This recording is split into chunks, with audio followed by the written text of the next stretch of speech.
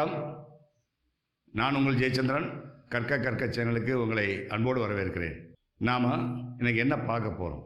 we are going to start casting from today. இந்த costing என்பதை நாம் எப்படி போட போகிறோம் அப்படிங்கிறத விட 120 more than 120 வீடியோஸ் போட்டதனுடைய ஒருங்கிணைப்பு தான் காஸ்டிங்.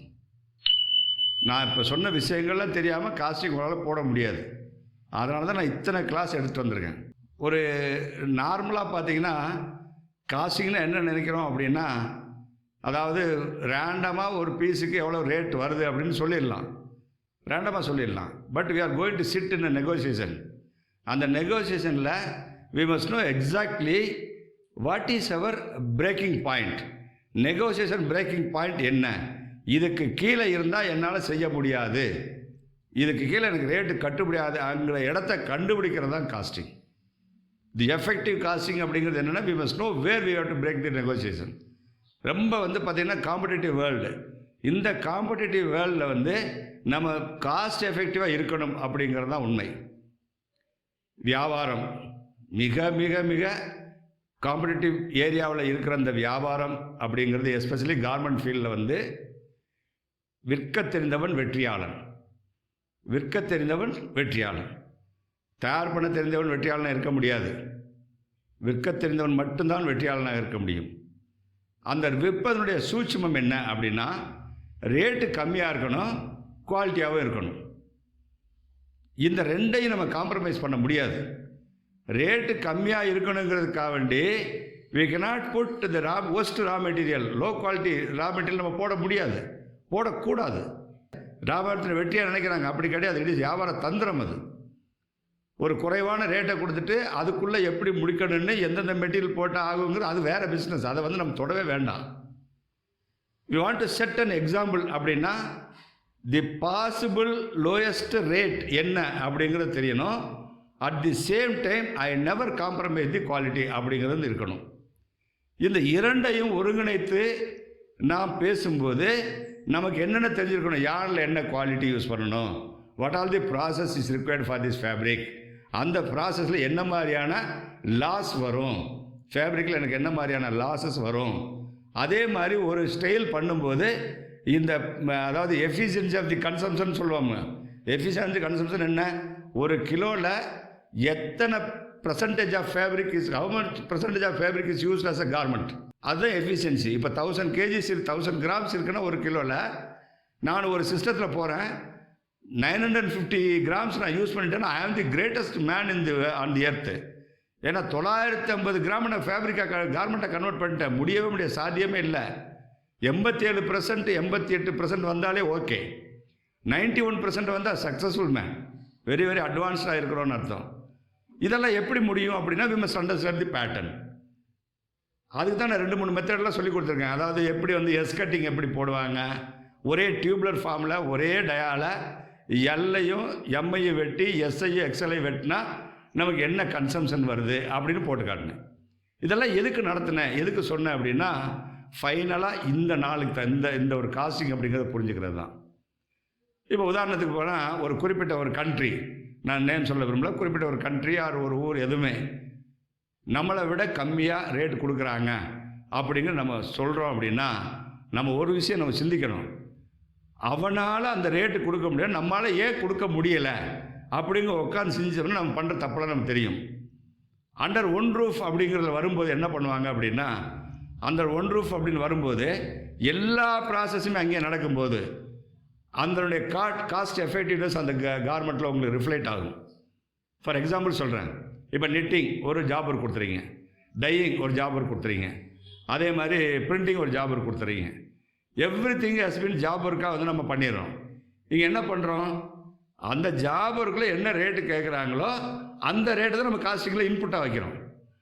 ஆனால் அந்த ஜாப் ஒர்க்குக்கு எஃபெக்டிவாக எவ்வளோ ஆகுன்னு நமக்கு தெரியுமா? அதுதான் பாயிண்ட், அதுதான் ரியல் காஸ்டிங். இப்போ நிட்டிங் இருக்குது, ஒரு கிலோவுக்கு நான் 10 ரூபா சொல்கிறேன், இன்னொருத்தர் 12 ரூபா வாங்குறாரு, இன்னொருத்தர் 15 ரூபா வாங்குறாரு. ஓகேயா? எது சரியான ரேட்டு? மூணுமே சரியான ரேட்டு கிடையாது. ஏன்னா அண்டர் ஒன் ரூஃபில் இருக்க யூனிட் என்ன பண்ணுவாங்க, ஒரு நெட்டிங் மிஷின் வாங்கி அந்த நெட்டிங் மிஷினில் ஆவரேஜ் எவ்வளோ ப்ரொடக்டிவிட்டி வருது, அதுக்கான எக்ஸ்பெண்டிச்சர் என்ன, பிரேக் ஈவன் பாயிண்ட் என்ன, அப்போ ஒரு கிலோவுக்கு எனக்கு 4 ரூபா தான் விழுகும் மேபி. அப்போ நம்ம காஸ்டிங்கில் என்ன போடுறோம், 10 ரூபா போடுறோம். 5 ரூபா விழுகலாம், 6 ரூபா. அதை நான் கொஸ்டின் பண்ண விரும்பலை. பட் ரியல் காஸ்டிங் அப்படிங்கிறது அதான் ஆக்சுவலி பார்த்தா அந்த காஸ்டிங் நம்ம போட முடியாது. ஏன்னா நம்மளுடைய இந்த கார்மெண்ட் மேக்கிங் கல்ச்சரில் நம்ம ஃபேப்ரிக்கை சோர்ஸ் பண்ணுறோம். அப்படி ஸ்பெசிஃபிக்காக ஒரு ஸ்டைலு ஒரு கலரில் வேணுங்கும் போது யானை வந்து நம்ம என்ன பண்ணுறோம், ஃபேப்ரிக்காக கன்வெர்ட் பண்ணுறோம். ஃபேப்ரிக்காக கன்வெர்ட்டு அந்த ஃபேப்ரிக்கை கொண்டு போய் டையிங்கில் கொடுத்து நமக்கு தேவையான கலரை வந்து நம்ம டையிங் பண்ணிக்கிறோம். Then comes for the printing. நம்மகிட்ட பிரிண்டிங் யூனிட் இல்லை. அப்போ பிரிண்டிங் நம்ம என்ன பண்ணுறோம், ஒரு பிரிண்ட்டுக்கு 5 ரூபா 6 ரூபா இல்லை 10 ரூபா அப்படிங்கிறத நம்ம ஃபிக்ஸ் பண்ணிக்கிறோம்.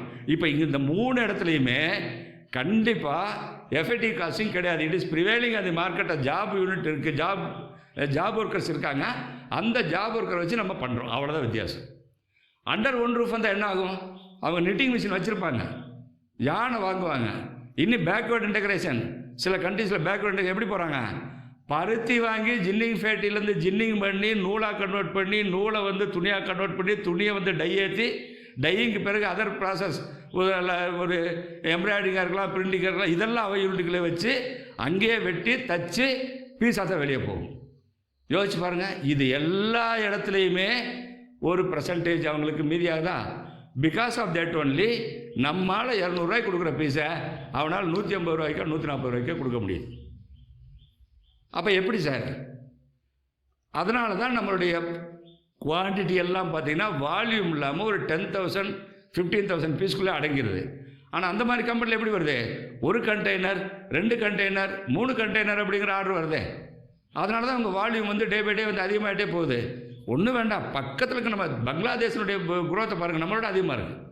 சின்ன கண்ட்ரி, நம்ம தமிழ்நாடு மாதிரி தான் இருக்கும். நம்ம இந்தியா ஃபுல்லாக கூட சேர்ந்து கூட அந்தளவுக்கு வந்து நம்மளால் பண்ண முடியல. என்ன ரீசன் அப்படின்னா, வி ஹாவ் நம்மளுடைய ப்ராக்டிஸ் எப்படி இருக்குது அப்படின்னா, ஜாப் ஒர்க்காகவே நம்ம கொடுத்து பழகிட்டோம். ஒரு கம்பெனி வைக்கணும், ஒரு 10 சீட்டு பவர் டேபிள் போட்டுக்குவோம், அவ்வளோதான். அதுக்கான மற்ற எல்லா விஷயமே ஜாப் ஒர்க் போயிடும்.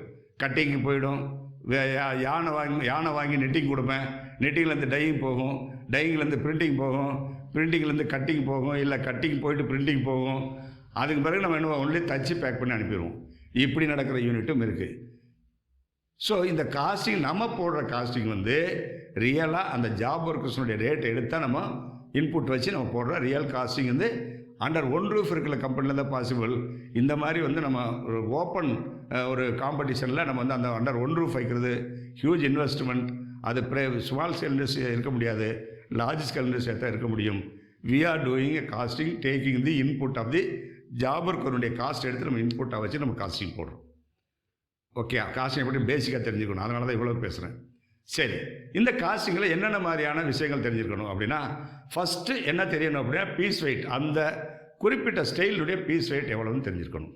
இது ஃபஸ்ட்டு செக்மெண்ட். அதாவது ரா மெட்டீரியல், பேசிக் ரா மெட்டீரியல் என்ன, இதுக்கான ஃபேப்ரிக். ஓகே, அந்த ஃபேப்ரிக்குடைய காஸ்டிங் என்ன முதல்ல போடணும். அதுக்கடுத்து உள்ள இன்புட் என்ன இருக்கும், அந்த ஃபேப்ரிக் அந்த கார்மெண்ட் தைக்கிறதுக்கு தேவையான பேசிக் அசசரிஸ். பேசிக் அசசரிஸுங்கிறது என்ன, sewing thread, label and tag, packing material, அதாவது cotton box, PP cover, packing pad, என்னென்ன இருக்கோ பேசிக் அசசரிஸ்ன்னு சொல்லுவோம். அதனுடைய காஸ்ட்டை இன்புட் இருக்கணும், அதனுடைய ரேட்ஸ் நமக்கு தெரியணும். Then comes CMT, cut make trim, cut make and trim, CMT. So இந்த சிஎம்டியில் நமக்கு என்ன தெரிஞ்சிருக்கணும், ஒரு வெட்டுறதுக்கு ஒரு பீஸுக்கு எவ்வளோ ரேட் ஆகும், தைக்கிறதுக்கு ஒரு பீஸுக்கு எவ்வளோ ரேட் ஆகும், அதே மாதிரி அயர்ன் பண்ணி பேக் பண்ணுறதுக்கு எவ்வளோ ரேட் ஆகும். இதை பற்றி நம்ம நிறைய பேசியிருக்கோம். அதே மாதிரி ஃபஸ்ட்டு செக்மெண்ட்டில் பார்த்தீங்கன்னா ஸ்விவிங் த்ரெட்டை பற்றி நிறைய பேசியிருக்கோம். 2-3 வீடியோ விட்டுருக்கேன். அதாவது ஒரு ஓவர்லாக் ஸ்டிச்சிங்க்கு 1 சென்டிமீட்டருக்கு எவ்வளோ ஸ்விவிங் த்ரெட் கன்சம்ஷன் ஆகணும் கூட ஒரு வீடியோ விட்டுருக்கேன். அப்போ இதெல்லாம் எடுத்து நான் இங்கே பேச போகிறேன். நான் அதனால தான் காஸ்டிங் இவ்வளோ டிலே பண்ண நிறைய வாட்டி சொல்லியிருப்பேன். நிறைய பேர் காஸ்டிங் கேட்டிருப்பாங்க. இப்போ நான் என்ன வீடியோ விட்டுருக்கணும் அதை ரெஃபர் பண்ணி தான் நீங்கள் பேசி ஆகணும், வேறு வழியே கிடையாது. அப்போ ஸ்விவிங் த்ரெட் கன்சம்ஷன் ஏற்கனவே போட்டிருக்கோம், காட்டன் பாக்ஸனுடைய கன்சம்ஷன் போட்டிருக்கோம், பாலிதீன் கவருக்கு சொல்லியிருக்கேன், எல்லாமே வீடியோவாக இருக்குது. அதே மாதிரி கட்டிங்க்கு எவ்வளோ லேபர் ஆகும் அப்படின்னு அசஸ் பண்ணியே சொல்லியிருக்கேன். ஒரு 6 சீட் பவர் டேபிளில் இவ்வளவு ஸ்பீடு போகும், அந்த ஸ்பீடுக்கு 15% ஒரு கால்குலேஷனே இருக்குது. வீடியோ உள்ளே இருக்குது. இப்போ நான் என்ன பண்ணுவேன், ஒரு ரேட்டு போடும்போது 8 ரூபான்னு போடுவேன். இது எப்படி சார் வந்துச்சுன்னு கேட்பீங்க. ஓகேயா, அதெல்லாமே விளக்க போகிறேன்னு வச்சுக்கோங்க. இருந்தாலும் நீங்கள் ஒரு வாட்டி வந்து ரெக்கன்சில் பண்ணிக்கங்க, என்னென்ன பார்த்தோம் அப்படின்னு ரீகலெக்ட் பண்ணிக்கங்க. ஏன்னா காஸ்டிங்கு ரொம்ப ரொம்ப ரொம்ப முக்கியமான ஒரு செக்மெண்ட். தொழில் ஆரம்பிக்கிறவங்களும் சரி, மெர்ச்சன்டைசர் ஆகணும் விரும்புகிறவங்களுக்கும் சரி, காஸ்டிங் என்பது தெரிந்திருக்க வேண்டும். அந்த இதில் வந்து 4 செக்மெண்ட் இருக்குது. ஒன்று ஃபேப்ரிக்கு, இன்னொன்று அசசரிஸு, அதுக்கடுத்து சிஎம்டி, தென் அட்மினிஸ்ட்ரேட்டிவ் எக்ஸ்பென்சஸ். இந்த 4 செக்மெண்ட்டில் என்னென்ன வரும்னு நம்ம தெளிவாக பார்ப்போம். நான் வந்து உங்களுக்கு ஒரு இன்ட்ரொடக்ஷனாக தான் இது கொடுத்துருக்கேன். அடுத்த வீடியோவிலேருந்து நம்ம பீஸ் வெயிட் எப்படி கால்குலேட் பண்ண போகிறோம், எப்படி வந்து ஃபேப்ரிக் காஸ்டிங் போட போகிறோம், தென் அதுக்கடுத்து சிஎம்டி எப்படி டிரைவ் பண்ண போகிறோம், செக்மெண்ட் வைஸாக நம்ம பார்ப்போம். Concentrate your self. நாம் இதில் வந்து சக்ஸஸ்ஃபுல்லாக இருக்கணும் அப்படின்னு நினச்சோம்னா we will have to assess the exact rate. நமக்கு என்ன ரேட் வரும் அப்படிங்கிறத நம்ம கரெக்டாக அசஸ் பண்ண முயற்சி பண்ணுங்கள். ஓகே, மற்றொரு வீடியோவில் சந்திப்போம். அதுவரை உங்களிருந்து வணக்கம் கூறி விடைபெறுவது உங்கள் ஜெயச்சந்திரன். நன்றி, வணக்கம். Thank you very much.